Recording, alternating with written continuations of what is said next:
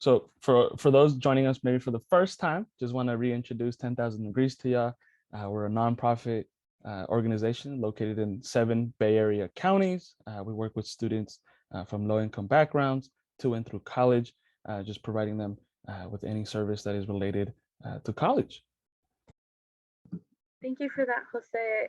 Now we will be going over our goals, right? We want to review laws and policies that may impact newly arrived students, learn and discuss what that means, and what it means to be a newly arrived student, increase awareness regarding student experiences and differing educational backgrounds, get ideas on how to foster a safe and inclusive environment for all students and their families, very important, and also navigating financial aid and what that looks like.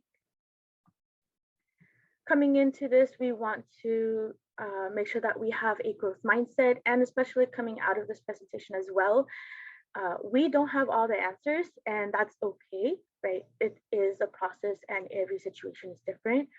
What we are sharing with you is our experience in working closely with students who are newcomer, newly arrived, or redesignated students, but we are always learning and growing.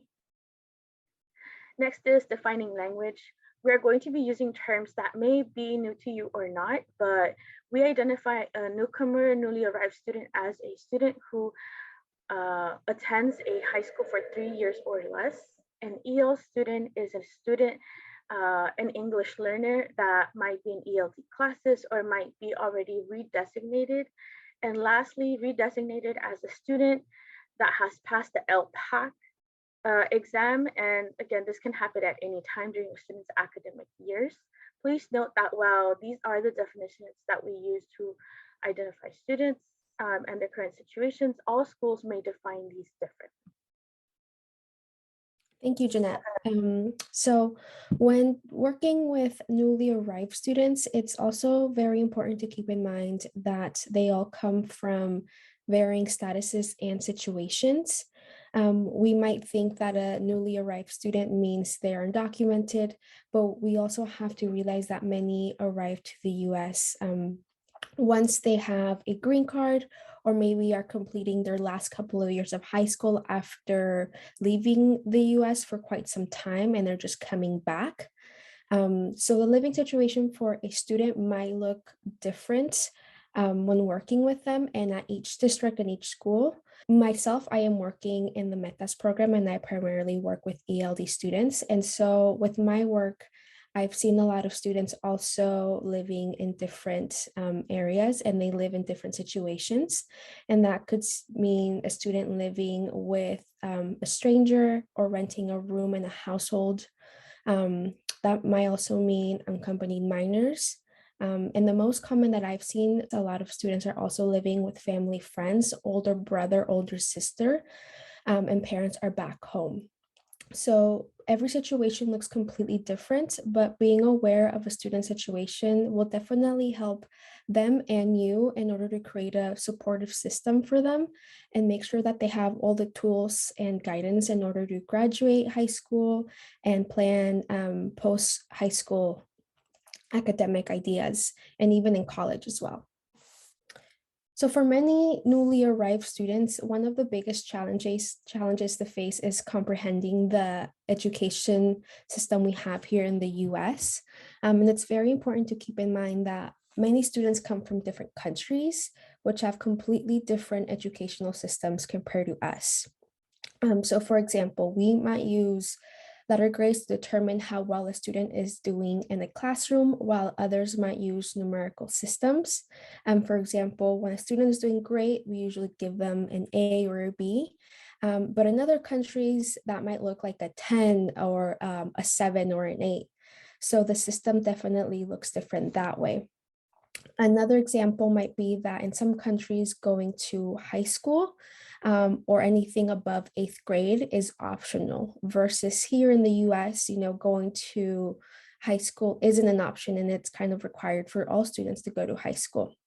So that affects not only the student's perspective, but also the parents' perspective on the importance of education and how might they guide their student through high school and or college. That will also impact the student's view on the importance of post-high school planning. So some might not want to be at the high school, or some might want to work right after high school because that's kind of what they're being asked by their parents. And so definitely coming from different school systems might impact the way a school sees high school or college. So when working with a student, it is crucial that all students have some type of transitional support in order for them to comprehend what they need in order to graduate from high school and or college. Thank you, Maria. So now we'll be touching a little bit on how newcomer students can fall in various levels of education, just because as we mentioned, some students might have finished up to a certain level, or maybe they were already in the US and had to go back to their home country and then have to return. So when we're working with newcomer students, some things to keep in mind is how familiar are they, or how comfortable are they with technology? This could include something like a Word document, Google Drive, email, and then also understanding how comfortable are they with their time management skills and understanding deadlines. So maybe this might be new to them, that certain things are due at certain times, or that there are different grading throughout the year. For example, quarterly grades, semester grades. So just keeping them in the know again about that educational system in the US. Other things to keep in mind is understanding, as I mentioned, that some might already be familiar with how education works in the US. And so they're just coming back, they're moving back here, and they might be placed in classes where they don't feel educationally challenged, just because maybe there's just a misconception that they might not be as caught up as they are. And then language assessment is really important too when working with newcomer students, especially at the high school level, because we want to understand, or we want to ensure that they're placed in college prep classes that fit them accurately, or language classes that meet their needs. So giving them the option to take language placement tests, for example, that's very important, especially when it comes to completing A through G requirements. So sometimes if a student is much more prepared, it's possible that they can be ready to apply to four-year campuses, but for others, they might consider a community college route where they can meet their language requirements. So with that said, it's important to identify what works for them, what is not working for them, and to always trust what the student is sharing with you, because they know themselves best. So one thing that is really a really great option for newcomer students who might be in ELL classes is to consider concurrent enrollment. So if they feel comfortable, they can be concurrently enrolled at a community college and get ahead in their ELL classes. All right, so a little bit about using inclusive language when working with our students. First thing is providing positive affirmations, right? So being that person on campus who encourages them, motivates them, and reminds them that maybe their path looks a little bit differently, and that's totally okay, but that they have the support on campus to help them get through high school and beyond that. And then another thing that comes up is maybe our students have specific pronunciations when it comes to their name. And it's really important that we're respectful about pronouncing their names the way that they like it. Even if it means, going out of our way to ask, can you please remind me how to pronounce that again? Or, having them really help us understand how to pronounce it correctly. It goes a long way just because it builds that trust and they feel, again, that mutual respect. Thirdly, we really want to consider community building. So just thinking about how integrated or involved do our newcomer students feel on campus. If we see them, for example, being a little bit more isolated or not feeling comfortable with other students, taking note of that and then thinking through, how can I help this student or this group of students feel at home or that they belong at my high school campus. And then again, just meeting students where they're at, being flexible with them. And that just might mean having conversations to understand what their needs might be. And again, sometimes students, when we have conversations with students, as y'all know, sometimes personal topics come up. So it's important to just think about, do I have their consent to share this information with another staff member on campus? And who do they feel comfortable looping into their situation? So this is important just because it's great for like building relationships with them, earning trust, and allowing them to feel like they're being heard. And then just thinking, the last thing is just really thinking about how inclusive are the resources that we have on campus? Do we have resources in different languages? Do we have resources that cover different student experiences? So this could include something like, what does the college pathway look like for a student who has come in to high school during their junior or senior year of high school? And then just letting them know that there are options. It just might look differently from a student who has been here all 4 years of high school. And then lastly, when working with students, we want to make sure that flyers, or that if a student isn't comfortable speaking with a person face to face, it's always good to just kind of have up-to-date flyers with resources, or either like a flyer or online, just so that they feel comfortable taking action and finding that information on their own. So allowing them to take ownership of their to-dos, or finding that resource and going out of their way to find the right person on campus to get the support they need.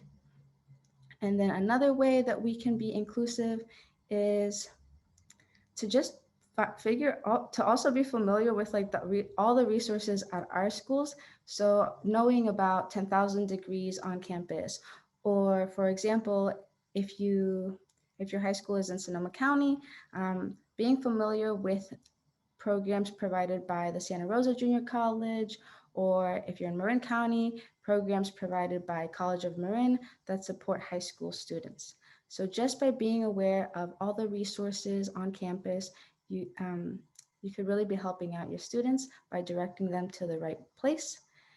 And then community partnerships. So by being familiar with these resources, you can really build those community partnerships, such as asking your 10,000 degrees staff person on campus to visit your class, or to speak with a specific student who you refer. And it's never too early to really expose your students to all the resources, right? Even if it's 10,000 degrees and we do college access work, it's never too early to just let them know what's on campus so that they are aware for when that time to graduate comes. All right, so we're gonna get into financial aid just a little bit. I know today we probably won't jump on a lot on financial aid as we're focusing on other items today, but we do want to bring it up and remind y'all that these may also be an option for students. Only because they are newly arrived doesn't mean that they may not qualify for financial aid. So we still want y'all to make sure that financial aid is still a conversation y'all do have with your newly arrived students. And then refresher, FAFSA is for students who are U.S. citizens, legal permanent residents, or other eligible non-citizens. And then students who apply to the California Dream Act, AB 540 students, students who are undocumented or may have a social security through DACA, TPS, or a U visa holder. As well, we do want to highlight that CSEC is still providing some financial aid workshops this spring. So below are some of the dates that are coming up. If you are interested, definitely visit the CSEC website to register, as they do still have 3 more workshops going on for this financial aid season.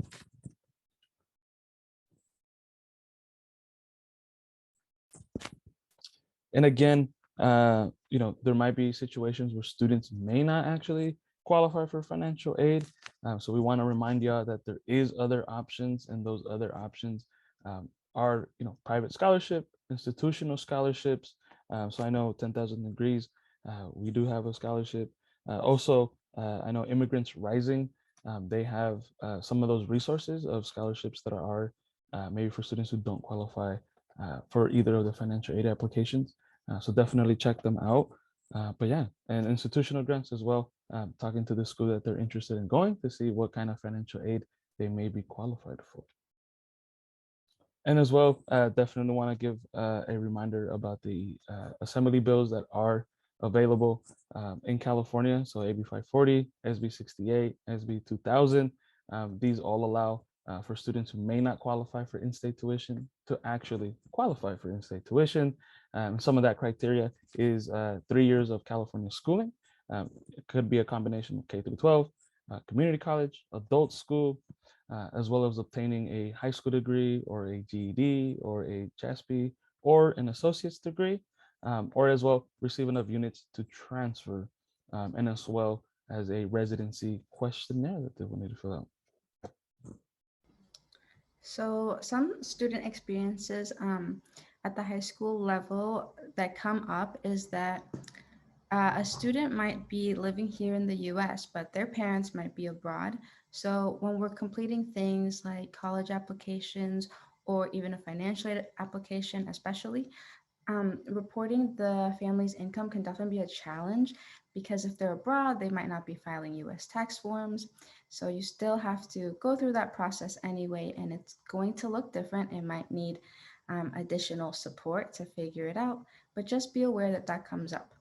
Another challenge is that because students might be here by themselves or maybe with a family member like an aunt or an uncle, they have a lot more responsibilities on their plate. So this could include having to pay for their own rent here or their own food, as well as sending financial aid support back to their family back home. So a lot of these responsibilities, right, can accumulate to a lot of stress and be very distracting to students from their schoolwork, maybe from just engaging at school or with friends, and it can even take a toll on them mentally. So just knowing that they really do need that emotional support, such as positive affirmations, just to remind them that they're not alone and that they have your support to get through it. Another thing is that for some students, maybe at home, they don't have a college going culture. So again, at home, there might be other stresses to worry about, such as just living expenses. And so they might be prioritizing work over those college applications or just navigating college systems, right? And that's okay. Everybody kind of has their own lived experiences. So it's really just about educating students on all of their options. So sometimes touching on certificate programs or yes, other options that can slowly lead them to potentially like going to or earning a bachelor's degree. And then lastly, maybe they do have a college going culture at home and their parents are very supportive of that idea, but they still have financial aid barriers. So because of those financial aid barriers, sometimes even just submitting a college application can be stressful because that might cost money, or the thought of having to pay tuition or having to pay for housing or having to pay to commute from home to their college campus can just be another stressor. So keeping that in mind, that their experiences will look differently many times compared to other students whose families live with them here or who are more financially stable. Thank you, Stephanie. And now that we've gone a little bit over what that experience looks like at the high school level, we want to go into what that looks like on the college level, right? And what I'm speaking to is more specifically to the community college experience. Community college is a great option for students, especially for students that may need to take those those additional years to be eligible for financial aid, right? But that also means that because of that, community colleges can be seen or are commuter colleges, right? And this means that a student transitioning into a community college is going to feel a much harder transition as they're moving forward. And this is because it's difficult for students to see themselves on a campus or connect with others when they're not able to be physically present, and they may have others, like Stephanie said, stressors or responsibilities that they need to attend to that prevents them from being able to create those spaces and environment on campus, right? So connecting to people, accessing resources or early on, this is why we mentioned it earlier, is really, really important, especially if a student finds themselves in a situation where they can't be super involved, because this allows them to have access to academic and mental health resources if they need it. And I've seen with working with students that when they have access to these things early on, they really feel a lot more comfortable, they feel a lot more engaged, even if it's I feel comfortable sending an email to receive the support, right? Providing consistent support to students. This can look like you providing that support or other partners, right? Like, for example, at the community college student, realistically, students often need more individualized support, especially in a community college setting. And this may be academically or otherwise, because when that consistent support that they received in high school changes and now they're trying to pick that up again, it can have a negative or positive impact. It can help them feel more comfortable in being doing that self-advocacy, right? But when that doesn't happen, that can really impact the students' morale to or motivation to continue. But having that makes them feel comfortable enough to share any instances where they find successes, right? Hey, I was able to connect this person. Hey, because I did this, I was able to feel like I am taking ownership of my own experience. And so when they connect to these resources, they feel like they have someone there constantly providing that support, cheering them on. Because like Stephanie mentioned, if there isn't a college going culture, that can be really challenging for students. And having that support, again, keeps them motivated and wanting to move forward. And they feel seen, right? I often do my best to celebrate our students' successes, whether it's, hey, I sent this email, or hey, I followed up with this resource. Good job. That's amazing. That's really hard to do, right? I know that it's scary to send an email. I know it's scary to connect with someone else and open up, but I'm proud of you because that means that now you're able to receive the support that you need, right? And there's an instant shift in body language and just a lot of different areas.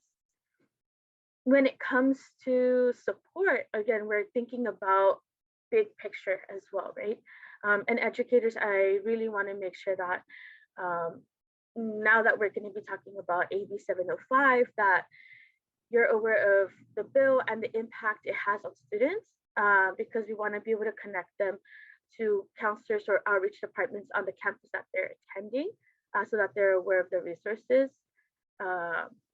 And so that the students are able to make informed decisions. And the reason I say this is because the goal of this bill is to maximize the probability that students will enter and complete transfer level coursework within 1 year, right? This looks different for every student. Some students may be able to place into certain courses that help them advance, but we don't know that, and we won't know until students sit down and talk to a counselor and figure out what that path looks like for them. The great thing is that with this bill, the placement test is no longer required. It is optional, right? Again, trust your students, but let them know or be aware that this isn't something that's going to be the only determining factor on where they are placed in the when it comes to English courses or even math. For those students that are ESL students and do need that additional support, there are different sequences that allow students to be enrolled in courses that will provide the support that they need, right? And this may look like a newly arrived student that was born in the US, for example, coming back after they moved away at a young age, and they are not comfortable in speaking English, but they have a strong understanding of the grammar, right? And in that case, they may be enrolled in a class that is higher level in writing, but are also enrolled in a support class that helps them with pronunciation, right? Again, really emphasizing this pathway really looks different for every student, and it's great because it really helps students get the support that they need in the areas that they're still not comfortable in. Again, this is just one example, but it is important to know that these secret classes are available, and they're super important for students to know about because we want to make sure that they're making informed decisions. They are taking that ownership. And I'm really emphasizing this because, again, it makes a difference. And this is from experience in working with students and helping them navigate that, because that in itself can feel really overwhelming, right? And also, again, connecting them to counselors because we want them to receive the most up-to-date information on what classes are being offered, and so they can navigate that process. Stephanie kind of briefly touched over this, having college going conversations, right? College going culture or the absence of that means that there's a lot intertwined that can affect what these conversations look like. Some, not all students may be eligible to apply for FAFSA, right? Keeping that in mind, knowing that many are still in process of being eligible for AB 540, and being AB 540 eligible, meaning that students that don't meet those requirements for tuition purposes, they might need to take an additional year or two at the community college with non-credit courses to help them achieve that, right? To be able to be AB 540 and explore and maximize the financial aid support available to them. But this is important to have a conversation on because students may not know this and might immediately think this is my situation and I don't have the money to pay for this, I can't do it, right? But knowing that there are options and routes and pathways set up to support them in being able to be successful, they'll feel reassured and feel like, okay, this is doable, right? And that really emphasize discussing all post high school options, right? Again, giving them the options so that they are their own, and take ownership of that. Listening to their story, figuring out why they're there and what their motivation is. Because sometimes, again, they might not know, hey, there's a certificate program that is a perfect pathway for now for me to begin my career journey, or especially for students that they want to or need to enter the workforce, right? Right away because of their financial situation. And so again, listening to the story and being aware of those resources or connecting them to people that have that information available so that they know what they can do. Making sure that your workspace or the space in which students walk into is comfortable and welcoming. This looks very, very different, but one of the biggest things is having a translator for students and parents, or having allies like 10,000 degrees, right? And so we want to make sure that we're continuing that and really fostering that environment. Family engagement, both kind of go hand in hand, right? But when it comes to having those conversations with students and parents, it may be a little bit different, right? Family support and engagement, when it comes to students' academics, may not be something that students receive, meaning that the support they receive may only come from the spaces outside of home, like school, right? So this means, like, I have had a student who was, hey, I'm not doing so well in my class. I actually am really struggling. I don't know if I'm going to pass. And motivation was low, morale was low. They were having such a hard time that it felt like one of the most challenging semesters that they've taken. Only to work really hard despite the challenges, despite the responsibilities and everything that was feeling like it kept them from being successful and passing that course, right? Having that beat. But because that there may have been like a lack of college going conversations or what it takes to be in college. The student wasn't able to really share what, or they shared what had happened, right? Hey, I got an A or I got a B, I passed my class. And the response might be, oh, that's great. So what are we like, when are you gonna go run this errand or what? And there's no time for celebration, right? And fostering these conversations early on with students and their parents helps the student feel like they are being supported and that engagement is there. Creating spaces for questions, right? This is what leads into that, is when we're having these conversations and involving the family and the student, we're able to create those spaces. It's okay to ask questions, or here, let me go and answer this in a way that makes sense, right? Does this make sense? What else can I do to provide this information to you? It makes a huge difference, and it encourages students to ask questions, for their families to ask questions. And again, just letting them know that they're able to have a better understanding of what this looks like. This involves a growth mindset. It's okay to let students know that you are not sure how to answer something. It lets students know, hey, this person is still figuring it out too, but that's okay. Because I often tell my students, I don't know the answer to that if I don't. And would you feel comfortable in learning with me so that you can learn the process of what this looks like, and so that I can be better informed when I work with other students? And it builds a relationship, and it helps really reinforce that self-advocacy. Being consistent, a consistent form of communication to the capacity that looks like for you, right? It varies per person, but being consistent makes a difference. Whether a student is responsive or not, they know and they see that you're there, and it makes a world of a difference. Also, being aware of biases, right? This is very important, especially when we're having that one-on-one support. And if you don't work with students on individual basis, that's okay. But just being aware of that really also helps.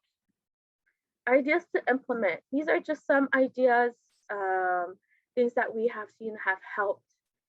And one of, at least to me, the ones that stand out is having community meetings, one-on-ones. Again, if you don't, or you don't have the capacity to do that, that's okay. But those that do, or how can you create those spaces so students can receive that support? Connecting and access, having multilingual resources for students, right?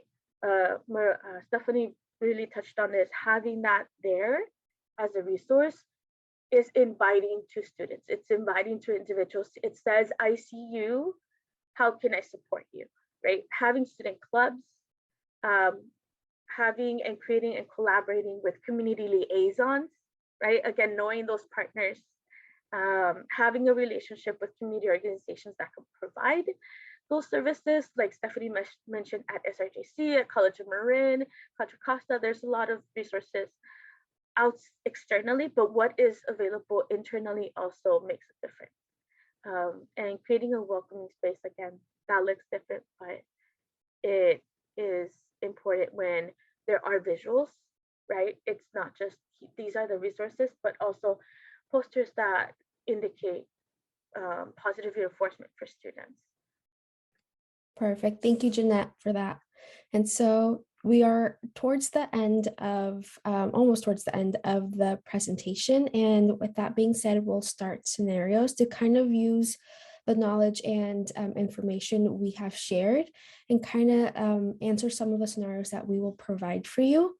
And so during the breakout rooms, it will last about 10 minutes. There are 2 scenarios you can choose from. And in your breakout room, please take about 10 seconds to introduce yourself. So the school or organization you are part of and your name, And then within your group, please decide what scenario you're going to tackle, and then also assign roles. So who will be speaking when we come back, who will be timekeeper, and who will be reading out the scenario in the group.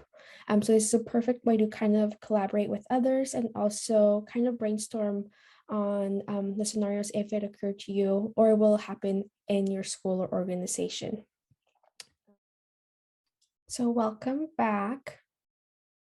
I hope those scenarios in those breakout rooms were helpful to use the information we've been kind of giving out to connect it to some scenarios. We'll go ahead and start with the first scenario.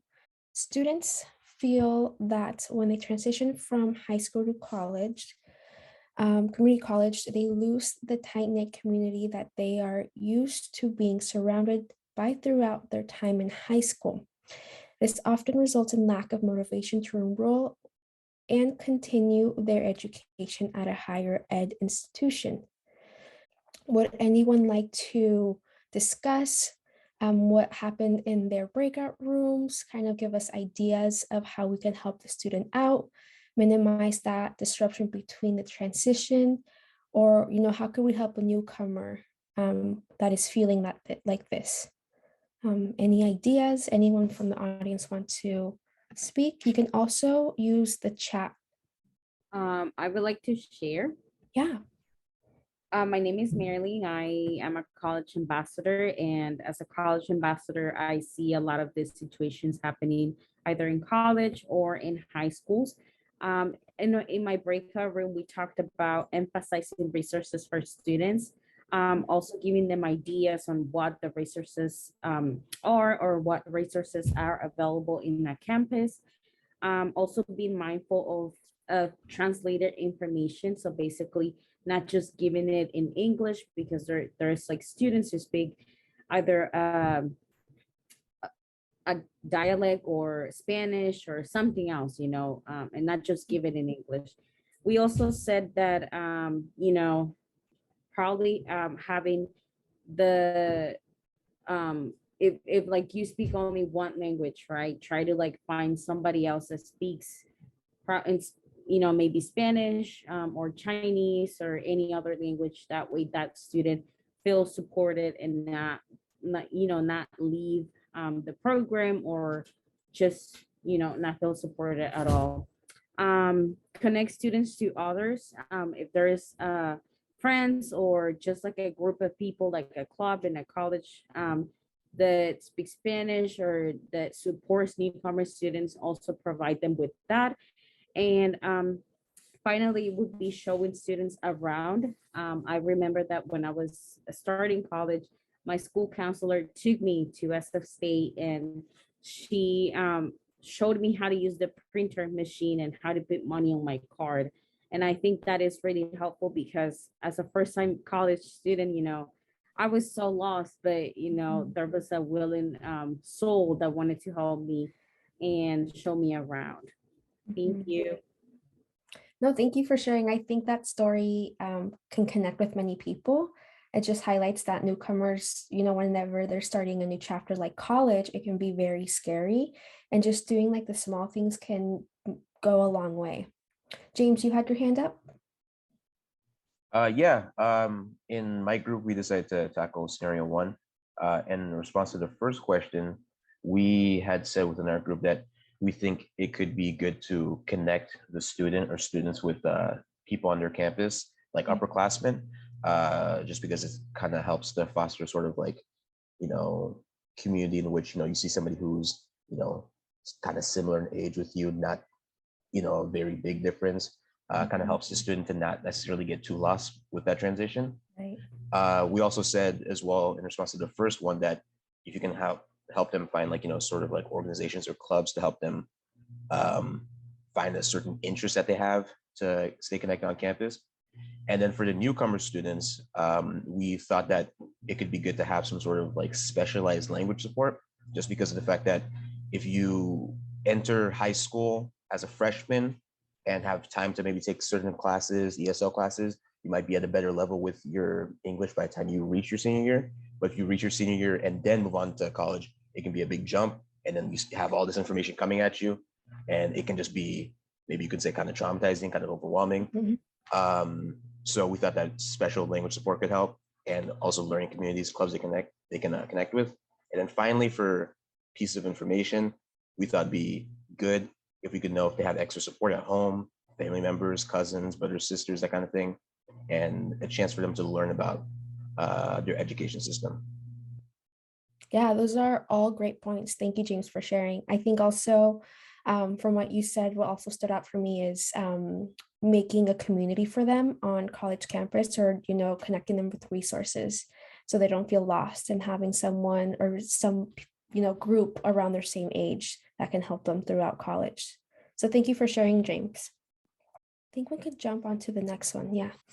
So the second scenario, for students who do not meet AB 540 eligibility, financial aid will be a challenge for them because they will then be identified as a non-resident student and charged at a non-resident tuition rate, more expensive. For those that don't remember exactly what AB 540 is, AB 540 is the assembly bill in order for students to pay cheaper tuition. They need to at least be in a student in the California school system for at least 3 years. And that can look as a combination as 1 year in elementary school, 1 in middle school, 1 in high school or college or adult school, whatever that might look like. So any thoughts on how we can work with a student like this and when it comes to their financial aid situation? I can get started. Hi, everyone. So some of the items that were mentioned in my group is being familiar with the different assemblies and the different forms of support that students can receive. And one thing that stood out to me the most that was mentioned in my group was that some of the schools and admin have procedures in place to support students that could look like staying longer in order to be able to meet those requirements to be AB 540 eligible. So that was really great to hear. And then also to not assuming that all staff and all admin are familiar. Sometimes there has to be more collaboration to be able to best support the students in the different ways that they need. Something else that was mentioned is understanding the family dynamics of that student more than anything, to be able to better support them and understand where their support is needed. And connecting with other organizations that might have more focus in supporting students in AB 540 eligibility. And I think that's about it. Thank you, Ingrid, for sharing. Yeah, definitely. Would anyone else like to add? I'll share. In my experience, I have had a student who didn't qualify for AB 540 because they hadn't attended schools in California, but otherwise, like, they would have been eligible for, 4-year universities. And so they were really hesitant to go to community college, even just to take like a few classes, because those are still very expensive. And some of the other options that we considered were like doing adult education classes, and finding out ways that they may be able to qualify through like free options, just, taking one class here or there. And it would have prolonged their, process and their ability to have been able to take like community college classes, but financially it just would have been better. So just being more aware and having more access to information like about the other things that they can do, it was really hard to find even, information about the adult education classes. So maybe like county specific stuff. Definitely. I can definitely add a little bit about my experience as we give others also some time to collect their thoughts and notes, but definitely something that I do a lot with students that do not meet AB 540 requirements is guide them to ESL classes at their community college, non-credit. It's free. They are able to develop their English skills, and they're also able to gather those hours or years that they need in order to be AB 540 eligible. I definitely connect a lot of my students to the College of Marin or the SRJC for that, and it's super helpful. And they feel like they're better prepared for when they are going to credit classes. Their English is a lot, they're more comfortable with English. They feel like their English skills are a lot better, and they just feel better prepared for that stressful college experience. So definitely something to keep in mind as well, that ESL non-credit classes is also an option if it's offered at that community college. Yeah, I think we can get to resources. I have a question. Yeah. Can you explain the AB? AB 540? AB 540, yes. Just a little bit more to me so I can be able to explain it to my parents. Yeah, of course. So AB 540, Assembly Bill 540, basically allows students that, recently arrived to the US and have, about 3 years at a California school. So this allows them to be eligible to pay in-state tuition once they are a student in California schools for at least 3 years. And this can look different as maybe they were in elementary school for 1 year, they went back to their home country, came back for middle school, and maybe they went back and now they're back as a senior in high school. So it doesn't have to be 3 consecutive years. It can be a combination of 3 years overall. And so they also have to attain a high school diploma, GED, or associate's degree. And so every situation might look differently, but it's basically an assembly bill that allows students to qualify for in-state tuition after being a student for 3 years in California. Thank you.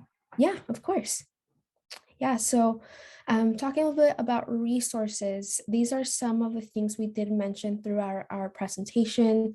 Immigrants Rising is a great website that I use a lot to look for scholarships that don't ask any like immigration status, social security number, any of that information. It's very open to any students that are able to apply. Don't forget that, some newcomers do qualify for FAFSA and California Dream Act. And there was the CSAC trainings that were brought up during the presentation. And then 10,000 degrees, right? So we have our scholarships, our outside scholarship list as well. And if you have any questions regarding 10,000 degrees and the scholarship that we offer. So Maria, we have a question in the chat. Someone is asking, is there a difference between AB 540 and the California Dream Act? Yes, there's a difference. So the California Dream Act is the financial aid application. So students need to fill that out to kind of ask for money for college. And AB 540 is an assembly bill, basically only in California, that helps students qualify for in-state tuition. So when they send that California Dream Act, they're able to receive support because they're AB 540 students. I hope that makes sense. One is a financial aid application and the other one is an assembly bill that helps a student qualify for in-state tuition. Perfect. So that is it for our Train the Trainer. I would just like to say thank you for everyone that joined us today. I hope that was useful and informative, and you definitely got some tools out of it. And thank you so much for being here.